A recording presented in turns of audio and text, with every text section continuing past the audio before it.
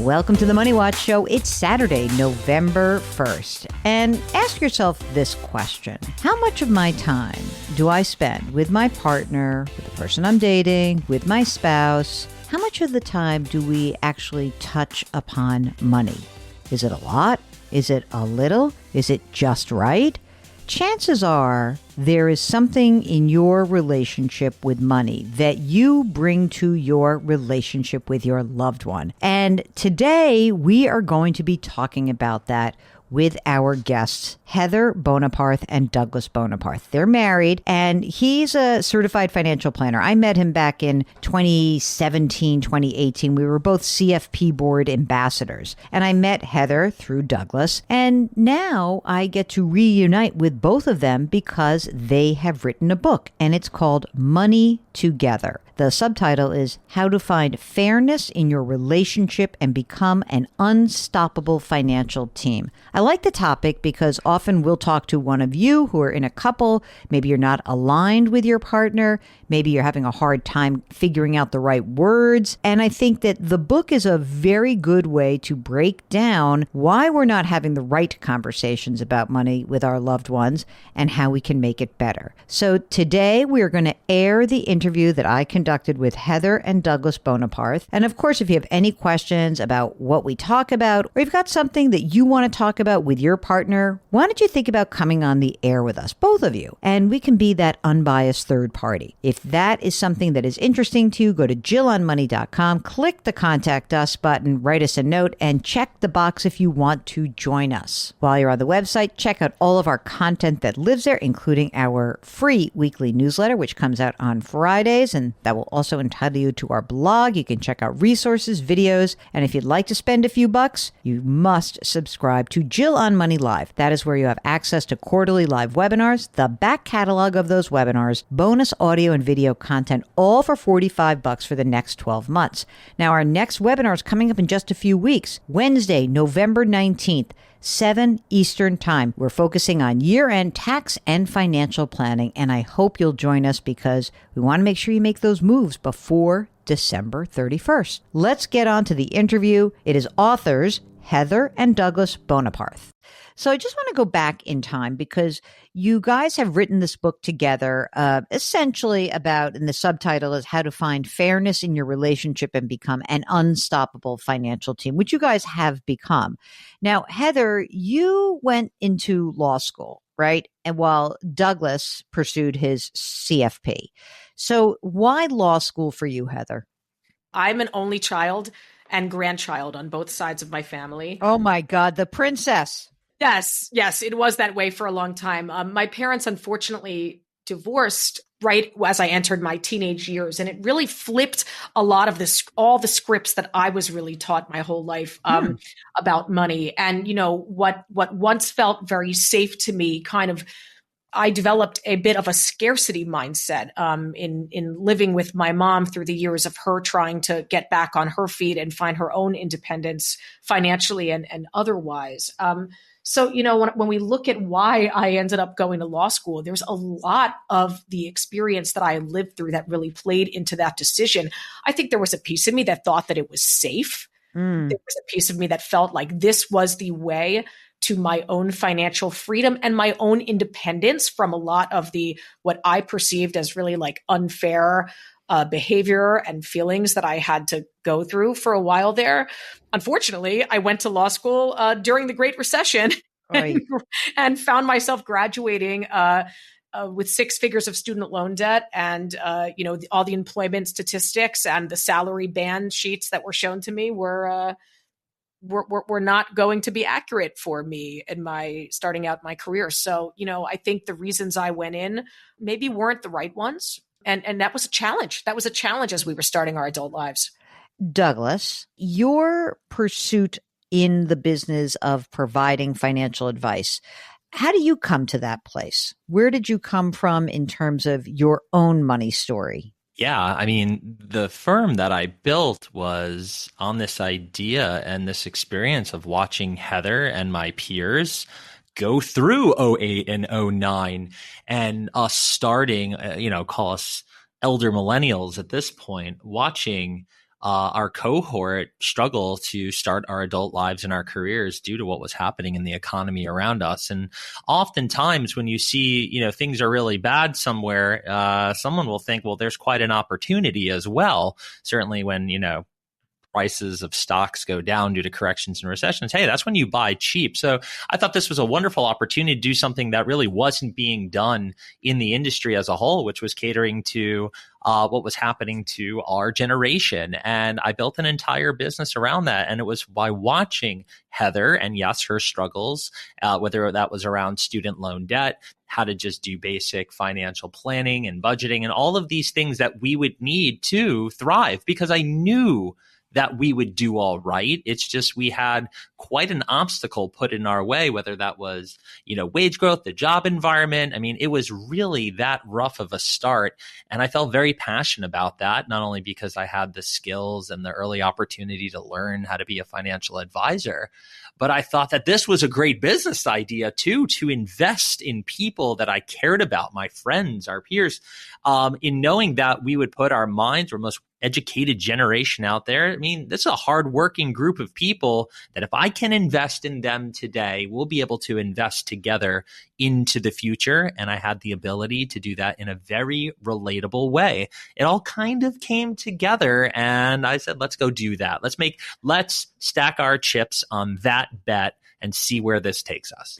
And when you look at kind of your path towards writing this book, I mean, you have so much data and real life experience counseling, being there for your clients and seeing couples, I think in many respects, repeat patterns over their lives. So if Heather comes from scarcity mindset, how would you characterize your own mindset, Douglas? I was the son and grandson of serial entrepreneurs that always taught the lesson of, investing in yourself, and that if you wanted to build something that you could do it. The only person that would get in your way of that was you. So I was very well equipped through those lessons. They've obviously came with some valuable lessons the other way around, but I was able to take that into establishing, a business here. And I was able to work with Heather in taking this mindset of betting on yourself, playing a long game to help us come together as a unit and realize, despite her very rough start of going to law school and graduating in the worst economic time and having that student loan debt, that if we put our heads together and put a plan together and executed on that, we could get to the goals that we had for ourselves. I am not sure what would have happened had he not had that mindset, to be completely honest, because I was carrying what I can only now recognize as shame into my adult life, into my early years of employment. Also, the harsh labor environment of working in a private law firm during those years in general. Doug's mentality and mindset gave me back a lot of that, not just independence, but kind of like hope that I could have control over my career, that it wasn't just going to happen to me and continue to happen to me. I needed someone to remind me that I could save myself. Yeah, like we can do something about this, so let's go do it. How do you understand the way that you guys communicate with each other and how you can kind of bring that forward to others? Like when you're talking to a client, Douglas, and these people are not on the same page. So what you guys are talking about right now is kind of what baggage you bring into your relationship, because everybody has baggage. Some have many more pieces than others, but how do you help people understand that, both in the book or in your practice? Like, what is it that is a starting step where people are saying, gosh, we're talking through each other. We can't get on the same page. How can we help them get on the same page? What's the advice to start? Absolutely. It starts with understanding yourself more than it starts with understanding the person that's sitting across for you or beside you.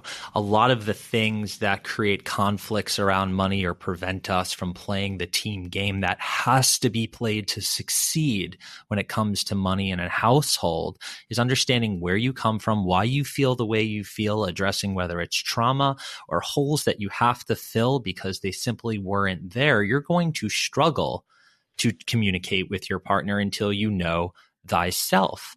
And I think by uncovering the stories and the scripts and the conditioning that got us into our situations in the first place, we then can do the work that needs to be done to start coming together and sharing a vision with one another and knowing what those joint goals are and having again, more fluid conversations around the actual ones and zeros, the stuff like budgets and net worth tables and all that stuff, but more importantly about how the other feels. So the perspective you gain, and we do that, and Heather does that beautifully through storytelling. Do you, it's funny in the subtitle, I'm struck by that word fairness. Can you talk a little bit about that? How to find fairness in your relationship? What does that mean, fairness? Fairness is about feeling seen.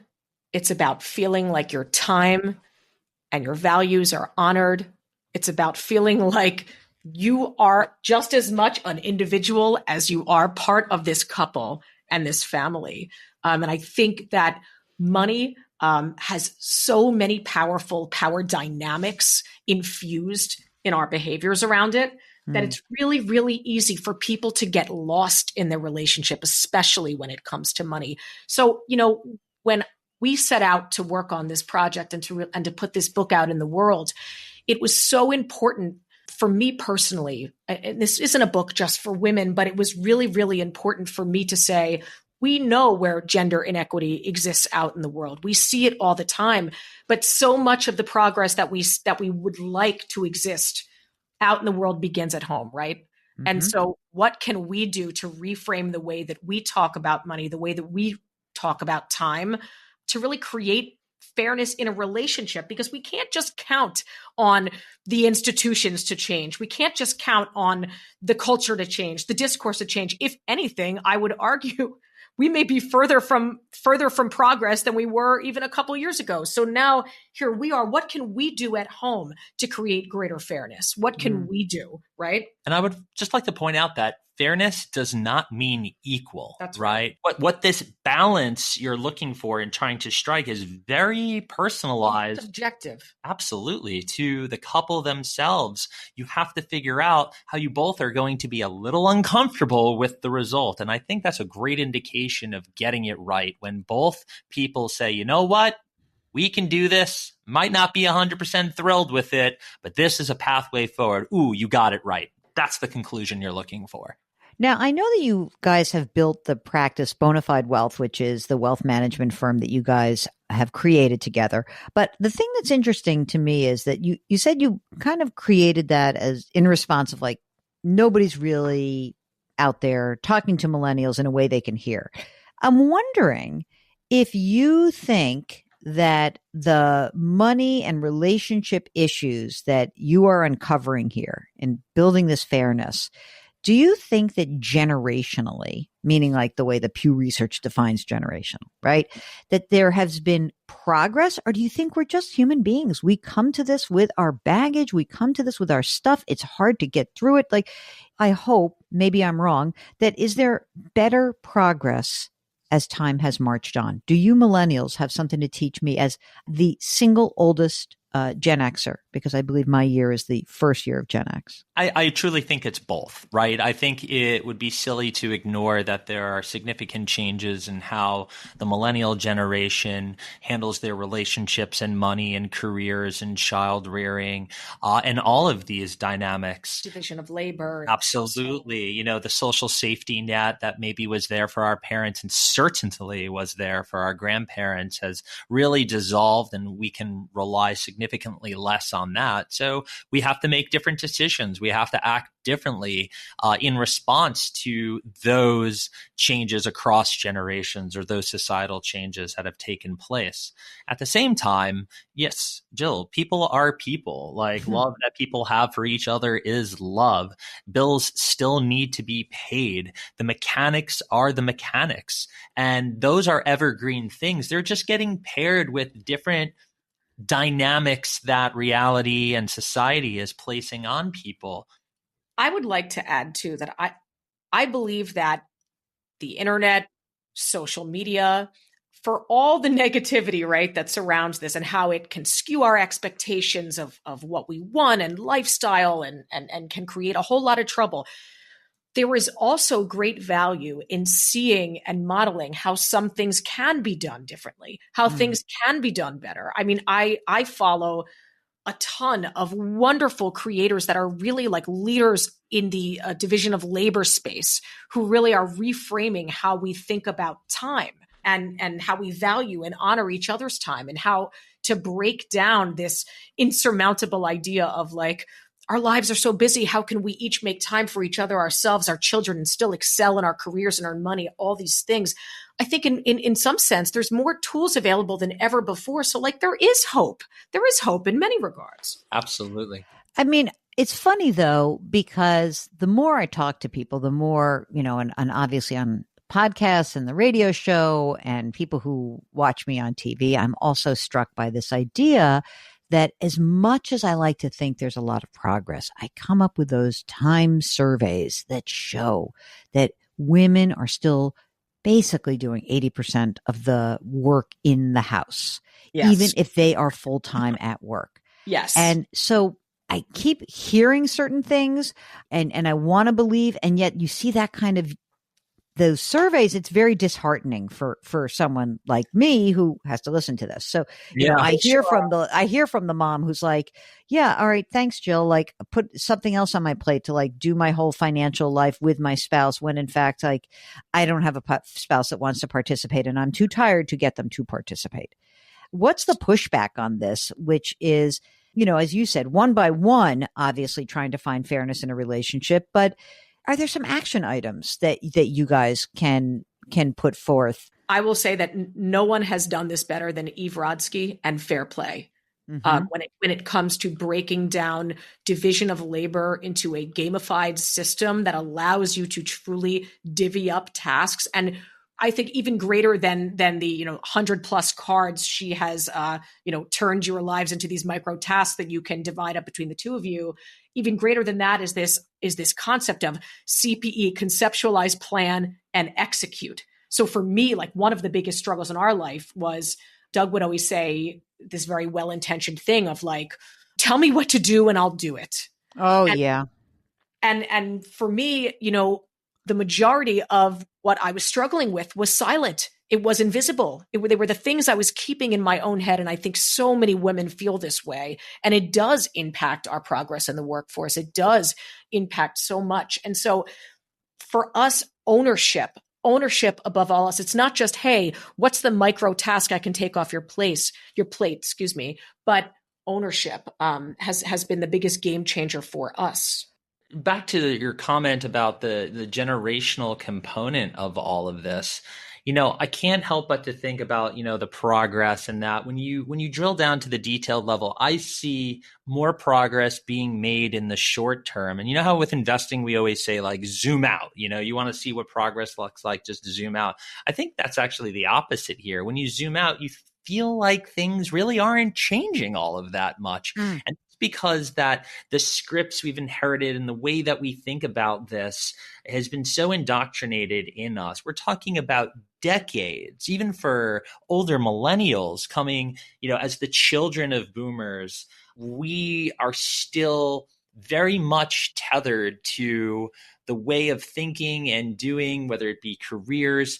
The demographic shift really is taking place right now. So I am very bullish about what the future looks like. And it's very easy to feel like we're not going too far too fast. Again, when you zoom out, it doesn't really look like we're going. But in fact, we are. And that is demonstrated by the fact, as Heather said, look how many content creators there are. Look how many advisors there are creating content. The fact that a book like this exists, that Fair Play exists, that I could point to 5 guys' Instagram accounts that highlight their involvement and contribution to their family beyond making a paycheck, that is bullish. I mean, we have a lot of people who are listening to this and they are not your age. So how do we give some of these folks some tools to talk to their adult children to empower, not enable them with their financial conversations? Because I do think that sometimes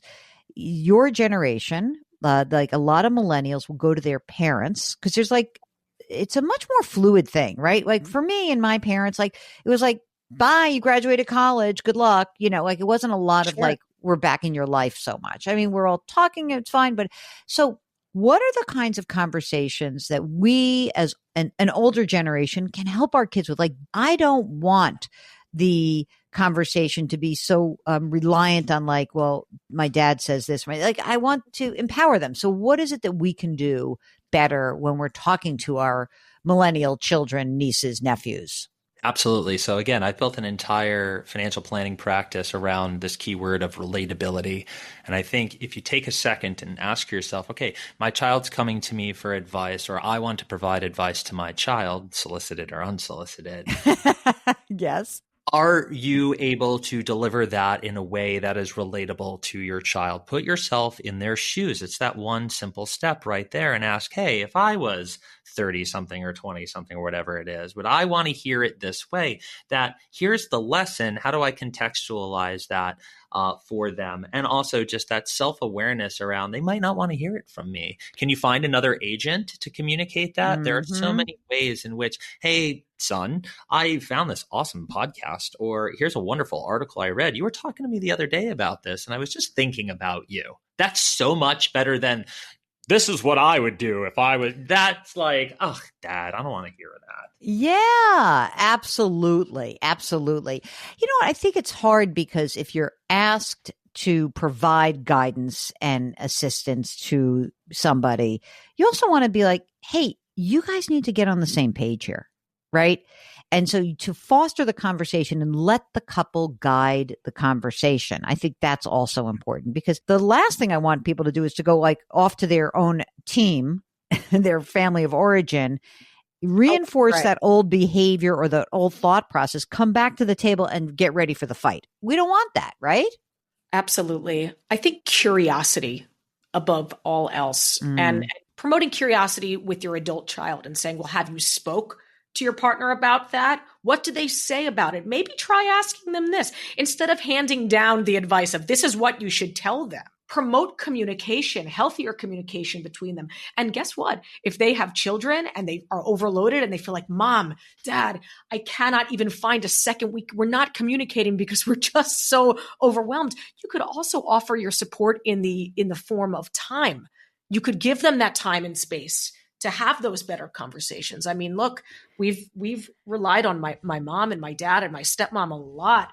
Yeah, over the last couple of years, especially as we've been building this business together, to really give us the space to disconnect together and to promote environments that allow us to have those healthier conversations. Sometimes that's the best thing you can do, is just say, maybe as the parents of the adult children, maybe you should be saying, tell me what to do and I'll do it to help. I like flipping things on their head a little bit. I think everyone's urge is to say well, this is what I've done. This is how I did it right. Why not turn that around?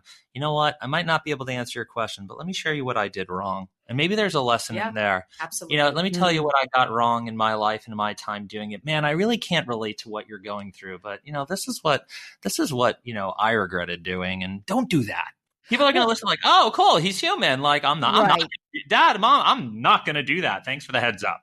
Do you think that the millennials who are coming together in, and doing their money together, they too can provide a lot of help to their parents? Because a lot of you guys are taking care of parents that you thought might have been in a better place than they were. I think a lot of that was revealed during COVID. Like, whoops. Yeah. So what is it that you think the younger generation has to help the older generation, as of course they buy your book, they are doing their money together, they are finding fairness, they're doing everything. But what do they do when they see inequality of their parents' relationship? Those are long-standing behaviors and patterns. Do you think that there's a place that there could be some conversation here to kind of help your parents if they're stuck?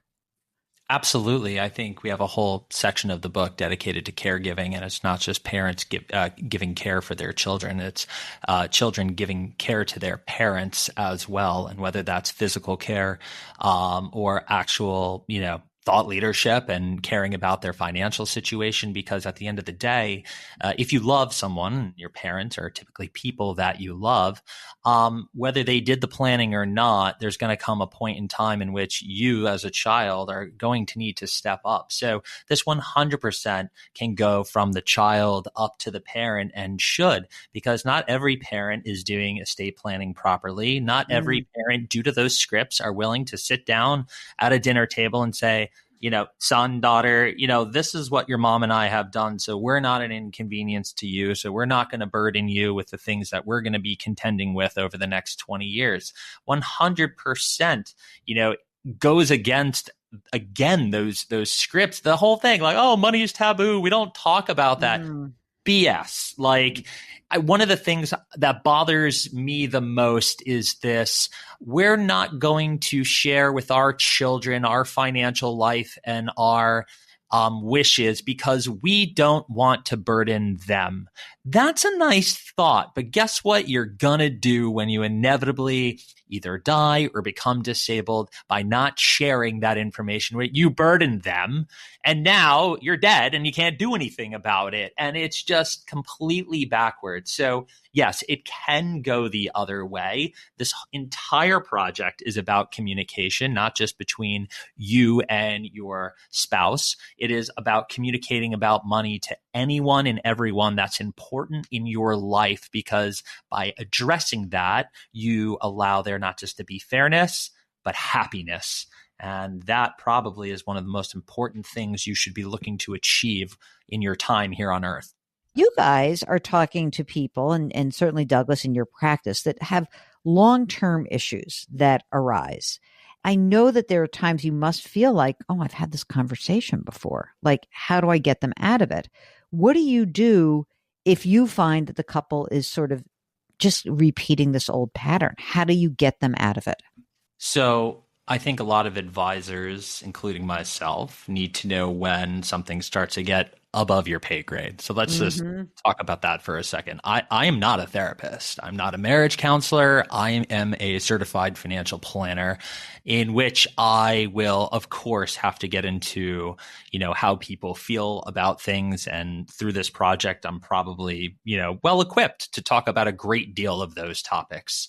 But if two people are at an impasse and there are issues that are going so deep into the fabric of their relationship or who they are as people beyond the financial components, then you need to be, as an advisor, someone who's capable of saying, hey, I got some great referrals I need to make for you. I think this is an opportunity to go talk to that financial therapist or that marriage counselor. So that's number one. Don't do more than you're capable of doing. I think one of the things we're taught and trained as a CFP is to let your clients know when you do not know.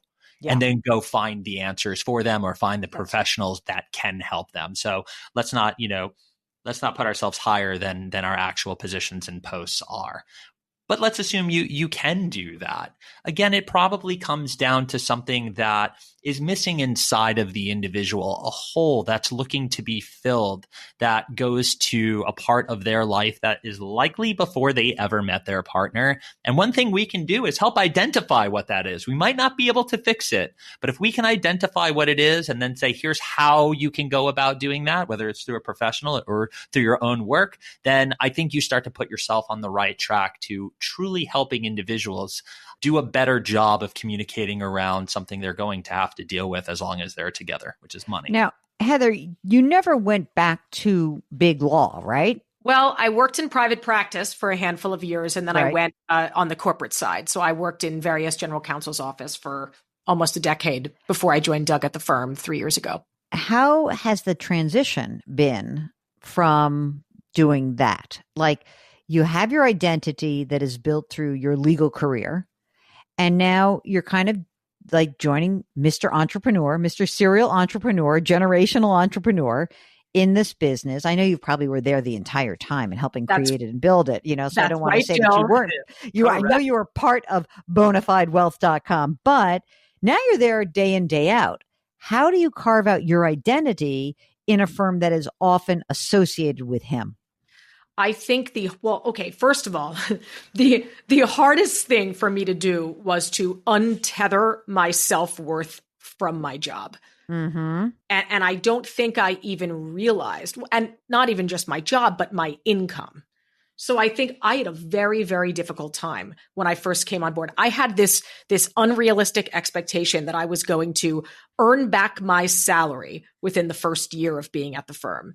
That was going to be the only barometer of my success, was my ability to replace my income within a year through various business arrangements of ours and clients I was able to help bring in. Douglas, of course, knew better, and that's not how it works, right? He spent years and years setting the building blocks of this firm into motion. So first I had to unpack that idea that my self-worth was tied to how much income I was bringing in. Mm-hmm. And that was difficult. I mean, for me, I've always said this, and maybe it's like not a great thing to say, but I always said that Doug was the face of the relationship because he really enjoyed being out in the limelight. He likes doing media. He likes these things. I love telling people stories. I love relating to people. I love connecting with people. My identity and my goal is to use my best skill set, which is telling people stories, to help improve people's lives. So for me, it's not about, well, how can I, elevate myself to the level of that Douglas has in terms of like notoriety in the financial services industry. Like that's never really been my goal. My goal has been to find a career path that felt truer to who I was, to what I knew I wanted to do, what I knew I was really meant to do, which is this. So it's just so interesting because if you were to ask college graduate Heather, journalism major in college, who decided, went on this long and winding path through becoming a corporate lawyer and ending up here writing a book, telling people stories, using it to improve people's lives. I ended up exactly where I wanted to be, but it looked nothing like I thought it would. And there's something that I just find like incredibly like humbling in this moment that this book coming out. And so I love that. Wait, I just want to say, I love that you said that because I think so many people want to be like the architect of my entire career. And here's how it's going to lay out. And here's what's going to go down. Like there's no way you could have imagined that this was the path that was going to present itself to you. There's just no way. Exactly. And so I think what's great about that is for those people who feel stuck to understand you feel stuck. You are not stuck. I mean, unless you're in a crap relationship and you decide you want to stay, then you are stuck. But I mean, there's usually some agency around these conversations. And I look at your career as a really interesting model. Like, I think you could have also taken the approach, which is, I know a lot of like us type A people really like identify with our careers, but you could have said like, well, I'm a lawyer. I went through all this in law school and I went through this and like, I can't not be a lawyer. That's what I have to do. But we're conditioned to climb. We are conditioned to keep climbing and to stay lockstep. Look, so many jobs within the legal profession are all about that, right? Like, yes, you climb from this to that salary bands. You aim for partner. You do all these things, general counsel. Something that's so important that we present in the book is this idea that none of us really have any idea what comes next. We like to convince ourselves that we know, right? Mm-hmm. But if something that we want, there's not just one way to get there. There are a million ways to get there. And I think that embracing that nimble mindset is so healthy, not just for your career, but for your relationship, so that when the unexpected happens, you two are able to come together between the two of you, between all the powerful skill set and the feelings and emotions that you have and the way you can support one another and find a way through to the next thing. And yeah, it may not be the way you thought, but you still can end up getting where you want.